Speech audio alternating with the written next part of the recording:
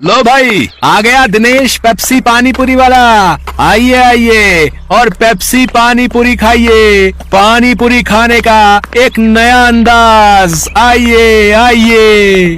दिनेश जैसे ही बाजार में अपना ठेला लाते हुए आवाज लगा रहा होता है तो पहले से ही वहाँ खड़े पानी पूरी वाले उसका मजाक उड़ाते हैं। पेप्सी पानी पूरी अब पानी पूरी में पेप्सी डालकर बेचेगा क्या ये आदमी है? अरे लोग तो ऐसी पानी पूरी चखते ही उल्टियाँ करने लगेंगे भैया। सही कह रहा है भोला तू। देखना तू 10 दिन भी नहीं टिकेगा यहाँ पे। सभी पानी पूरी वाले उसका मजाक उड़ा रहे थे, लेकिन ग्राहक उसकी तरफ हैरानी से देख रहे थे। अरे देख तो नेहा, कोई नया पानी पूरी वाला आया है। चल तो सही, इसकी पेप्सी वाली पानी पूरी चख कर आए, आखिर ये होती कैसी है। हाँ हाँ चल। अरे भैया जरा हमरे लिए एक प्लेट लगाना तो। वैसे कितने का एक प्लेट? जी सिर्फ 20 रुपए प्लेट। फिर जैसे ही काजल और नेहा उस पानी पूरी को अपने मुंह में रखती है, वो तो खुशी से पागल हो उठती है। अरे वाह वाह वाह वाह, इसका पेप्सी वाला पानी पूरी तो बड़ा ही कमाल का है रे। क्या स्वाद है, मजा ही आ गया। क्या लाजवाब मजेदार पानी पूरी है। अरे इसके आगे तो सबकी पानी पूरी फेल है। सुनो भाइयों बहनों, इस पेप्सी पानी पूरी वाले की पानी पूरी तो लाजवाब है। सब खाओ, दिल खोल कर खाओ, लेकिन भैया हमरे लिए पहले एक प्लेट और लगाओ। उन दोनों के इतना कहते ही दिनेश के ठेले के आसपास भीड़ लग जाती है। सभी उसकी पानी पूरी को चखने के लिए बेताब हो जाते हैं। भैया मेरे लिए जल्दी से एक प्लेट लगा दो भैया। अरे अभी तू ठहर भैया, है तू मेरे बाद आया था, पहले मैं खाऊंगा। हाँ भैया मेरा। अरे अरे सब्र करो भाई, सब्र करो। मेरी पेप्सी पानी पूरी तुम सबको मिलेगी, ठीक है? दिनेश की पेप्सी वाली पानी पूरी ने सब पर ऐसा जादू चलाया कि उसका धंधा जोरों से चल पड़ा। उस दिन के बाद वो जैसे ही ठेला लगाता उसकी कमाई शुरू हो जाती। अगर कुछ महीने ऐसे ही कमाई होती रही तो वो दिन दूर नहीं जब मेरे बंटू का इलाज हो जाएगा और वो पूरी तरह ठीक हो जाएगा। बंटू दिनेश का 7 साल का बेटा था और उसके दिल में छेद था। उसके ऑपरेशन के लिए डॉक्टर ने काफी खर्चा बताया था। दिनेश जब भी शाम को घर लौटता तो बंटू अक्सर उससे पूछता, पापा आपने मेरे इलाज के लिए पैसे जोड़ लिए क्या? अब कुछ ही महीनों की बात है बेटा, मैं जल्दी ही तेरे इलाज के लिए पैसे जोड़ लूंगा। ऊपर वाले की दुआ से अपना पेप्सी पानी पूरी का धंधा बहुत अच्छा चल रहा है। सच्ची पापा? फिर तो मैं भी आपके साथ खेल सकूंगा, दौड़ूंगा, भागूंगा, और आप देखना फिर तो रेस में मैं ही फर्स्ट आऊंगा। दिनेश की बीवी संध्या जब भी अपने बेटे को ये कहते सुनती तो वो कहती, तू बिल्कुल भी परेशान मत हो बंटू, मैं रोज मंदिर जाकर तेरे ठीक होने के लिए भगवान से प्रार्थना करती हूँ। तू देखना भगवान तुझे बहुत जल्द ठीक कर देंगे। एक दिन दिनेश के ठेले पर हीरू नाम का अधेड़ उम्र का आदमी उसकी पानी पूरी चखने आता है। वो नशे में होता है, तभी उसकी नजर दिनेश के गले पर जाती है। किसी ने ठीक ही कहा था इसके बारे में, इसका गल्ला तो लबालब नोटों से भरा हुआ है भाई। हीरू एक ठग, शराबी और जुआरी किस्म का आदमी था। उसका काम ही लोगों को ये सब बुरी लत लगाना था। दिनेश के भरे गले को देखने के बाद हीरू उससे कहता है, अरे सुना है कि तेरे बेटे को कोई बड़ी बीमारी है अभी, है? और उसके इलाज के लिए तुझे लाखों चाहिए? हाँ भाई सही सुना है, मुझे मेरे बेटे के इलाज के लिए कई सारे पैसों की जरूरत है। तो तुझे क्या लगता है इस ठेले से तू लाखों रुपए कम समय में कमा पाएगा? इसके लिए तो तुझे कई साल लग जाएंगे। हाँ लेकिन इसके अलावा मैं और कर भी क्या सकता हूँ भाई?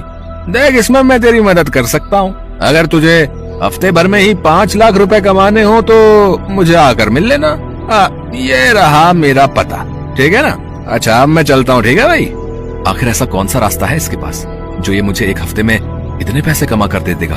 खैर मुझे क्या, मुझे तो बस अपने बेटे के इलाज के लिए पैसे से मतलब है। एक काम करता हूँ, एक बार जाकर इससे मिल ही लेता हूँ। यही सब सोचकर एक दिन दिनेश जाकर हीरू से मिलता है। हीरू उसे ऐसे सपने दिखाता है कि दिनेश ज्यादा पैसे कमाने के लालच में उनके साथ जुआ खेलने लग जाता है। कल मैंने 1000 रुपए लगाकर 2000 कमाए थे। ऐसा करता हूँ आज ठेले की सारी कमाई ही लगा देता हूँ, एक दिन में डबल कमाई हो जाएगी। धीरे धीरे दिनेश को जुए के साथ साथ शराब की लत भी लग जाती है। शराब की लत उसे ऐसी लगती है कि उसका अपने काम में मन ही नहीं लगता और वो ठेले पर खड़ा होकर भी शराब के नशे में डोलता रहता है। भैया एक प्लेट लगाना तो। अरे लगता है इस आदमी ने तो शराब पी रखी है। चलो चलो, हमें नहीं खानी इसकी पानी पूरी, चलो दूसरी वाली पानी पूरी खाने चलते हैं। धीरे धीरे दिनेश के सभी ग्राहक कट जाते हैं और वो सभी दूसरे पानी पूरी वालों के पास जाकर पानी पूरी खाते हैं। ये देख भोला और राजू बहुत खुश होते हैं। देखा भोला, अपनी चाल कामयाब हो गई ना? बिल्कुल सरकार, अब देखना उसकी पानी पूरी की तरफ तो कोई देखेगा भी नहीं, सब अपनी ही पानी पूरी खाएंगे। कुछ दिन ऐसे बीतते जाते हैं। अपने धंधे को मंदा देख दिनेश शराब और जुए की लत में और डूब जाता है और उसका बचा खुचा धंधा भी चौपट हो जाता है। ये सब देख संध्या और बंटू बहुत दुखी होते हैं। फिर बंटू अपनी माँ से कहता है, माँ अब तो मैं कभी भी ठीक नहीं हो पाऊंगा ना। पापा तो अब सारे पैसे शराब और जुए में ही उड़ा देते हैं। तू परेशान मत हो मेरे लाल, बस ऊपर वाले पर भरोसा रख, एक दिन सब कुछ ठीक हो जाएगा। सारा दिन नशे में धुत रहने और धंधा चौपट होने के कारण दिनेश के घर में खाने पीने के भी लाले पड़ जाते हैं। माँ अब तो घर में खाने के लिए भी कुछ नहीं बचा। अब तो लगता है भूख से ही हम सब मर जाएंगे। ऐसा नहीं कहते मेरे बच्चे, सुख दुख तो जीवन का हिस्सा है। आज बुरा वक्त आया है, कल अच्छा वक्त भी आएगा।